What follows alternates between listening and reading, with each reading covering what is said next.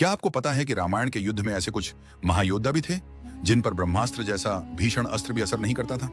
लंका युद्ध के दौरान जब देवताओं और ऋषियों द्वारा रचे गए भीषण अस्त्र शस्त्रों का वर्षा हो रहा था, तब कुछ योद्धा ऐसे थे जो अपनी तपस्या, वरदान और शक्ति के कारण अभेद्य माने जाते थे।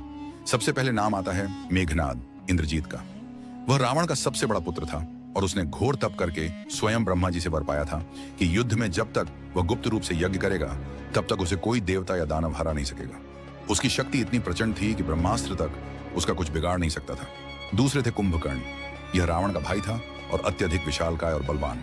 जब उस पर ब्रह्मास्त्र का प्रयोग किया गया तो वह केवल क्षण भर के लिए बेहोश हुआ, लेकिन उसका वध केवल भगवान राम के दिव्य बाणों से ही संभव हुआ। तीसरे योद्धा थे स्वयं हनुमान जी। जब रावण ने उन पर ब्रह्मास्त्र का प्रयोग किया तो मर्यादा स्वरूप हनुमान जी ने अपने आप को बंधन में स्वीकार किया, अन्यथा उस अस्त्र का उन पर कोई प्रभाव नहीं पड़ा। इसके अतिरिक्त अंगद, बाली का पुत्र, और जाम्बवान भी ऐसे महाबली थे जिन पर ब्रह्मास्त्र अधिक देर तक प्रभाव नहीं दिखा सकता था, क्योंकि वे दोनों वरदानों और तप के कारण दैवीय शक्ति से युक्त थे। इन कथाओं से यह स्पष्ट होता है कि रामायण केवल धनुष बाण का युद्ध नहीं था, बल्कि तप, वरदान और दिव्य शक्तियों का भी अद्भुत संग्राम था। तो कमेंट में लिखिए जय श्री राम और इस वीडियो को सबके साथ शेयर करना मत भूलिए।